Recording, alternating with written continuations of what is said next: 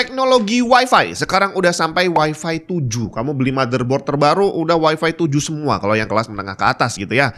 Tapi ya pada prakteknya bahkan saya aja belum memanfaatkan Wi-Fi 6 secara penuh. Kira-kira apakah udah bisa kita bermigrasi dari kabel full semuanya ke wireless?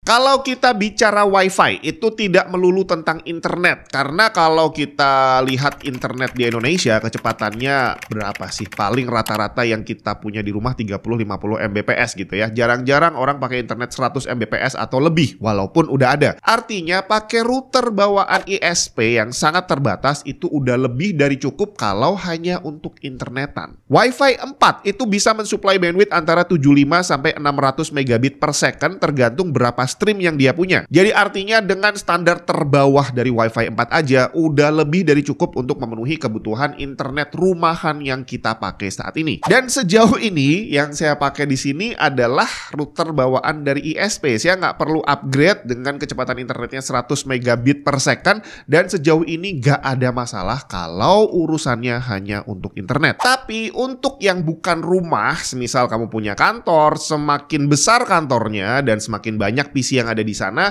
kita butuh bukan hanya koneksi internet tapi transfer data antar device. Termasuk di sini walaupun kantornya kecil tapi PC-nya ada beberapa, terus ada HP, ada laptop dan sejenisnya, dan di sini transfer data antar PC antar laptop itu adalah satu hal yang setiap hari terjadi.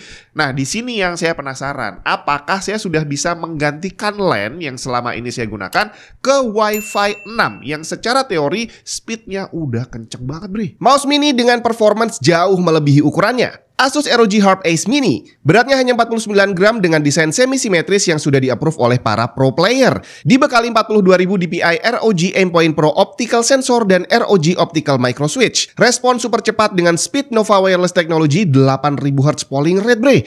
Triple connection dengan ROG Omni Receiver, satu USB untuk banyak device. Selengkapnya cek link di bawah.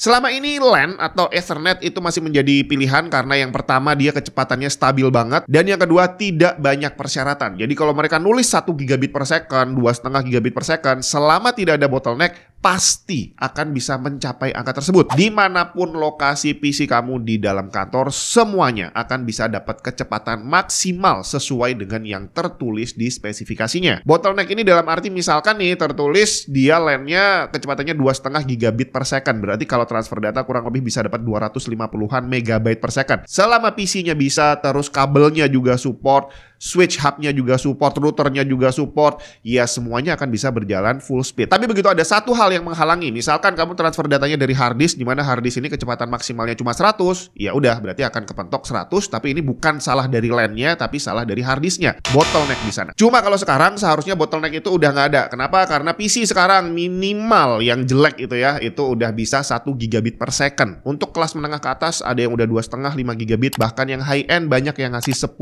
gigabit per second. Terus untuk storage-nya semua orang udah pakai SSD. Kecepatannya udah bukan megabit lagi tapi udah megabyte dan itu udah ribuan, Bre. Jadi nggak ada bottleneck untuk storage-nya. Tinggal yang perlu kita pastikan adalah kabelnya sanggup, terus juga routernya sanggup dan switch hub-nya juga sanggup. Nah, ini yang modalnya gede karena untuk bisa memenuhi itu semua, ya harganya nggak murah, coy. Jadi akhirnya di sini yang saya pakai masih LAN 1 gigabit per second. Sebenarnya pengen upgrade tapi di sini opsi untuk pakai wireless udah ada karena Wi-Fi 6 itu dia udah menawarkan angka bandwidth yang tinggi banget. Wi-Fi 6 dan 6E contohnya secara teori menawarkan bandwidth total hingga 9,6 gigabit per second. Tapi yang kita tahu Wi-Fi ini tidak sama seperti LAN, dimana kalau tadi LAN itu jujur ya dia bilang 2,5 gigabit ya bakal bisa 2,5 gigabit. Yang perlu kita lakukan adalah memastikan semuanya kompatibel gitu ya. Tapi kalau Wi-Fi beda, banyak sekali syarat dan ketentuan yang berlaku. Yang pertama udah pasti semua device-nya harus support. Artinya kalau memang Wi-Fi 6 atau 6E ya semuanya harus sama gitu ya. Tapi di sini juga bukan jadi jaminan bahwa kecepatannya akan bisa maksimal. Ada banyak sekali faktor yang menyebabkan kita nggak bisa dapat kecepatan tadi sesuai dengan speknya. Misalnya semakin jauh jarak device-nya sama routernya, ya kecepatannya semakin berkurang, atau semakin banyak penghalang dinding juga kecepatannya bisa berkurang dan sejenisnya. Dulu sebenarnya saya udah pernah nyobain pakai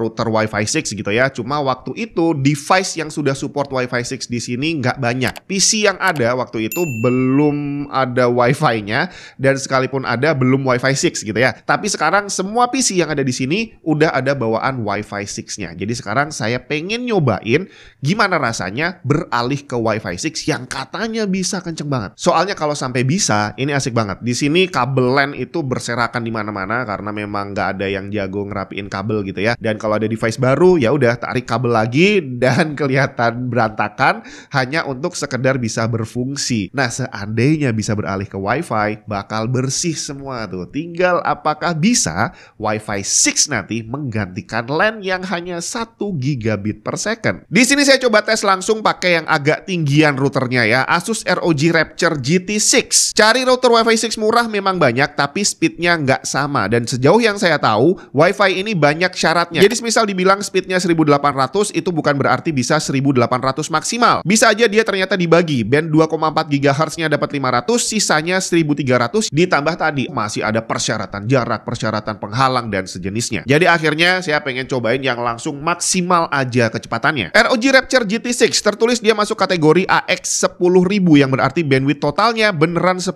megabit per second alias 10 gigabit per second. Tapi di sini ternyata benar dia terbagi menjadi 3 band. 2,4 GHz-nya dapat up to 574 megabit per second, dan 2 band lainnya 5 GHz masing-masing dapat up to 4804 megabit per second. Berarti satu device Wi-Fi 6 yang kamu punya paling banter dalam kondisi terbaik hanya bisa dapat total 4804 megabit per second. Ini pun biasanya dibagi 2 lagi untuk transmit dan receive. Jadi ujung-ujungnya dapatnya ya 2400-an maksimal ya. ROG Rapture GT6 ini punya 9 antena di dalamnya. Tinggal kita lihat nanti seberapa efektif area jangkauannya. Untuk bisa menghandle koneksi jaringan dengan baik, ROG Rapture GT6 ini dibekali tri-core prosesor dengan speed 1,7 GHz, RAM 512 MB DDR4, dan 256 MB flash storage. Ada satu one port 2,5 GB, 3 port LAN 1 GB, dan 1 USB port 5 GB per second. Jadi selain untuk Wi-Fi, kita juga bisa connect LAN, dan ini sangat berguna untuk yang pakai server Synology NAS kayak yang saya pakai di sini ya, harus pakai LAN, serta USB portnya bisa difungsikan sebagai storage server juga. Tinggal colok hard disk atau SSD portable, setting dikit, dan dia bisa berfungsi sebagai storage server yang bisa diakses semua pengguna di dalam jaringan. Dalam paket penjualannya kita dikasih 2 unit ROG Rapture GT6 untuk AI Mesh mode, jadi semacam repeater gitu ya, memperluas area coverage jaringan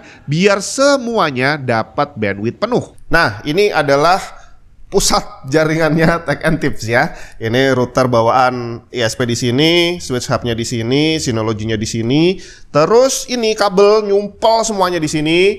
Di sini PC ada 2, kadang-kadang di sini nambah 1 lagi. Terus di belakang tembok ini ada PC 1, di sebelah sana ada PC 1, di sebelah sana ada PC 1, kadang 2. Di sana ada PC 2, kadang 3. Belum lagi beberapa laptop seandainya dibutuhkan saat ada. Jadi akhirnya untuk jaringan kalau mau stabil ya saya harus tarik kabel kemana-mana. Hasilnya ini di bawah kabel berserakan kemana-mana lah ya, nggak rapi. Jadi dengan adanya Wi-Fi 6 ini, ya saya pengennya kalau memang bisa speednya untuk transfer data antar PC dan ke sini terutama Synology ini yang diakses sama semua orang bisa dapat kecepatan yang paling enggak sama lah kayak LAN 1 gigabit per second. Berarti kayaknya Wi-Fi 6 atau mungkin 7 nantinya bener-bener sudah cukup reliable untuk bisa menggantikan Ethernet. Untuk setupnya juga jauh lebih simpel. Kalau LAN ya udah jelas lah ya, PC-nya di sana, saya harus prepare kabel yang panjang sekali untuk sana bisa connect dengan stabil. Tapi kalau pakai ini gila loh bre. Tinggal colokin power, nanti kabel LAN dari internet atau dari switch hub masuk sini, nyalain, selesai. Tinggal setup, bisa lewat aplikasi, bisa lewat browser, petunjuknya ada. Simple banget, orang yang nggak pernah setting jaringan pasti bisa. Udah tinggal ditaruh, nyalain, selesai bre. Semua device yang ada akan bisa connect, yang akan ada juga bisa langsung connect tanpa perlu narik kabel. Dan udah, sekarang udah nyala, semuanya udah connect. Saya bakal ngerasain beberapa minggu ke depan apakah bisa menggantikan LAN atau tidak. Kita tunggu hasilnya kayak gimana.